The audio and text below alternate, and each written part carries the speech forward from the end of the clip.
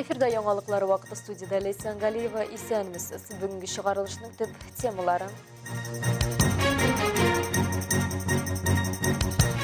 Әлмәттә яңа мәчет ачылды. Күчемсез милли хуҗаларын нинди үзгәрешләр көтә?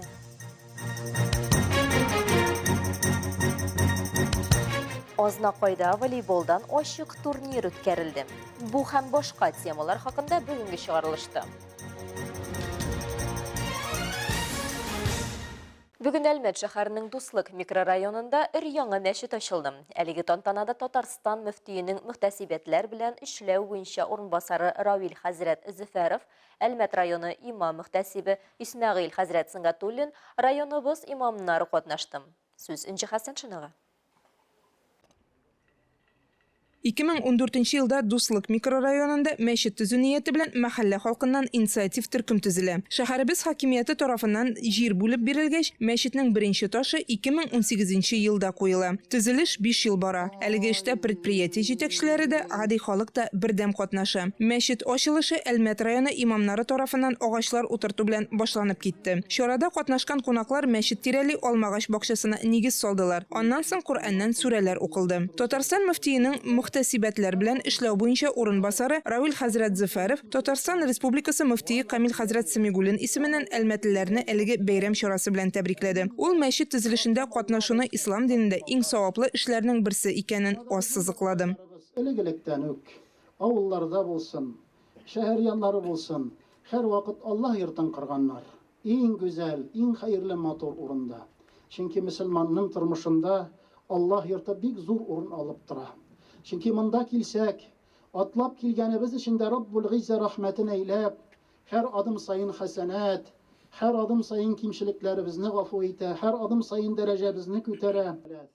Аллаһ йортын төзүдә матди ярдәм күрсәткән мөхтәрәм затларга Татарстан мөселманнарының диния нәзарәте һәм Әлмәт мөхтәсибәтенең рәхмәт хатлары тапшырылды. Чыгышлардан соң тәкбирләр әйтеп, кызыл лента киселде. Мәхәллә халкы үзенең шатлыгы белән уртаклашты.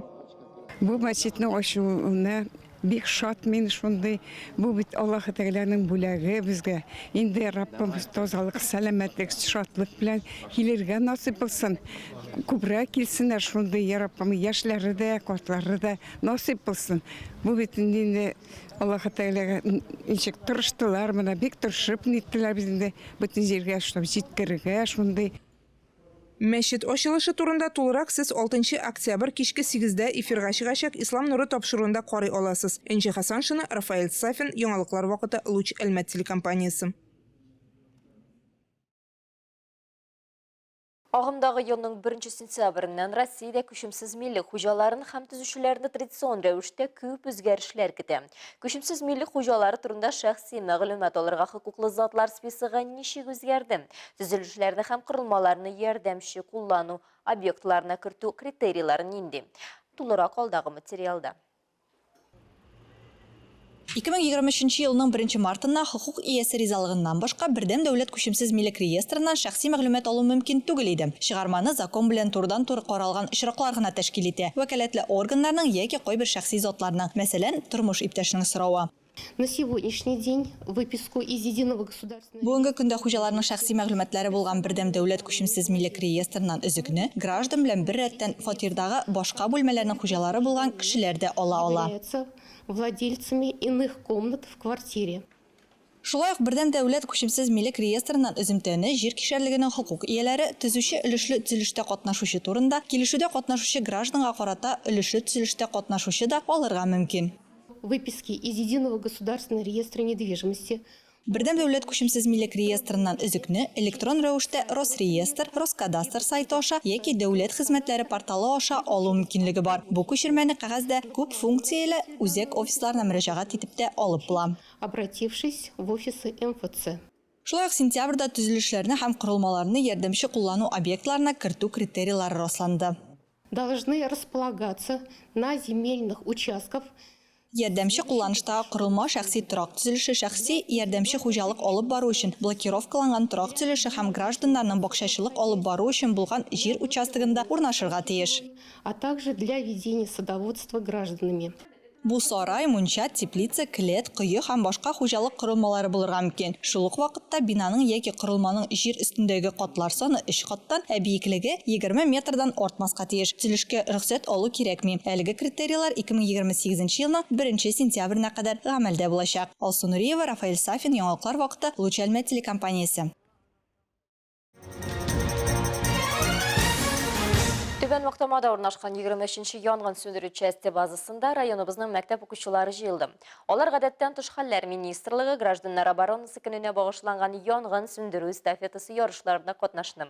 Оештыручылар сүзләренчә, башка еллар белән чагыштырганда быел катнашучылар саны күбрәк. Теманы Линә Хәсәншина дәвам итә. Янгын сөндерү эстафетасы гражданнар оборонасы көненә багышлап уздырылды. Данные соревнования нужны в первую очередь для самих ребят, чтобы они получили определенные навыки и в дальнейшей жизни умели действовать в реальных условиях пожара. То есть в этих ребятах мы уже можем быть уверены, что они не подведут, будут действовать решительно, а может даже когда-нибудь спасут чью-то жизнь, если потребуется. Ярышның максаты янгын сөндерү гамәли спортын популярлаштыру, физик тәрбия һәм спорт белән шөгыльләнүгә яшь буынны җәлеп итү. Волнительно вообще. Я думаю, мы настроены вообще на первые места. Но главное нам пробежать без травм. Но я думаю, вообще нужно всегда быть на спорте. И вообще, мне кажется, эти соревнования придуманы, чтобы многие шли сюда заниматься пожарно-прикладным спортом. Вот. Мәктәптә белем алучы егет-кызларны җыйган ярышларда 20дән артык команда катнаша. Алар арасында Әлмәт мәктәпләре дә, районныкылар да була. Һәр команда 15 яшьтәге 3 егет һәм 1 кыздан тора. Эстафетада катнашучылар 4 этап уза. Линә Хәсәншина, Диана Юдина, Яңалыклар вакыты, Луч Әлмәт телекомпаниясе.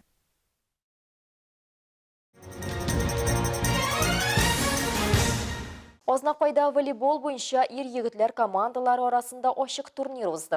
Аны үткәрүнең максаты волейбол уенын популярлаштыру, иң көчле уенчыларны ачыклау. Ярышларда район җитәкчелеге, Азнакай гимназиясе, 6-нчы мәктәп, Землятвод, Актүбә, Туйке, Шалпы, Трепстар командалары катнашты. Чтобы показали красивую игру, самое главное, чтобы травмы не получали, да? Ну и третье, получили сами удовольствие от этого. Бүгенге уеннар 3 мәйданчыкта уза, Шатыртау аренада 6-нчы һәм 7-нче мәктәп базаларында. Волейбол буенча турнирда барысы 10 команда катнашачак. Әлеге мизгелләрдә команда членнары уенга әзерлек эшләре алып баралар. Уеннарда районның төрле оешма предприятиеләрендә хезмәт куючылар, ветераннар, укучылар, эшмәкәрләр катнаша. Без шат, 10 команда җыелды, 100дән артык кеше уйнаячак. Шулай популяризация волейбола. Азнакайда безнең волейбол бик көчле, бик күп командалар, бик күп көчле командалар. Шулай менә уйнарга җыенабыз. Даниэль Гыймаев быел 11-нче сыйныфны тәмамлаган. Бүгенге көндә югары уку йортында белем ала. Волейболны бик яратам, ярышларга катнашу өчен кайттым, диде ул. У нас сейчас проводятся такие турниры, Шатыртау лиги каждый месяц. И каждый месяц сейчас буду приходить, участвовать и, конечно, завоевывать первые места.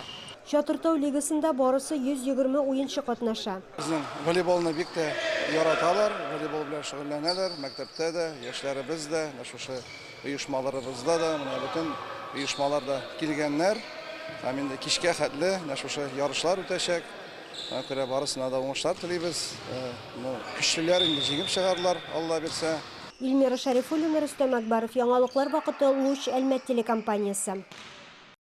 Шушы көннәрдә шәһәребезнең социаль яклау идарәсендә мөмкинлекләре чикле балалар катнашында узган «Я волшебник» дигән иҗади бәйгегә йомгак ясадылар. Чара 30дан артык баланы берләштерде. Балалар һәм аларның әти-әниләре бәйгедә зур җаваплылык белән катнашты.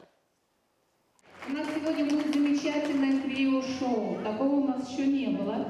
Урман өе, төнге диңгез һәм көзге гөмбә. Булар барысы да үзенчәлекле эшләр. Чөнки алар мөмкинлекләре чикле балалар куллар белән ясалган. Мин сихерче иҗади бәйгесе быел инде 14нче тапкыр узды. Биредә шәһәр һәм районыбызның 45 баласының иҗади эшләре тәкъдим ителде. Благодарна всем моим друзьям, которые, зная, что я делаю много лет, присоединяются, поддерживают. Мир не без добрых людей. И я считаю, что Надо всегда отдавать в этот мир чуточку тепла, добра. И будет все замечательно. Наша участница, бурные аплодисменты. Вручается вот такой подарочек. Сәләтләрне ашу бала өчен генә түгел, ә гомумән җәмгыять өчен дә мөһим. Үсеш үзенчәлекләре булган балалар калган яшьтәшләре кебек үк сәләтле икәннәрен исбат итте. Алсу Шихапова кызы белән бергә әлеге бәйгедә инде 5 ел рәттән катнаша. Быел кызының призлы урын алуы аның өчен аеруча сөенеч. Поздравляем вас! В этот раз мы заняли призовое 3-е место. Мы очень рады и очень благодарны нашей Марине за такой праздник для наших деток.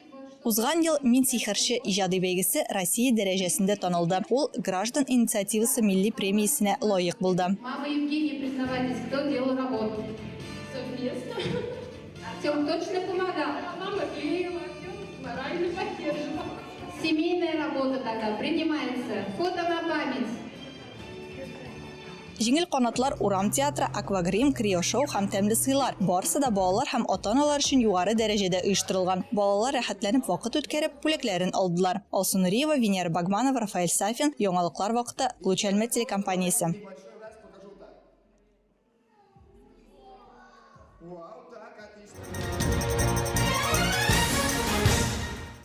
Бүгінге шулар иде. Милли Сәнгалиева һәм монтаж операторы Динара Гайнетдинова сезнең белән сау булашабыз. Исән сау булыгыз.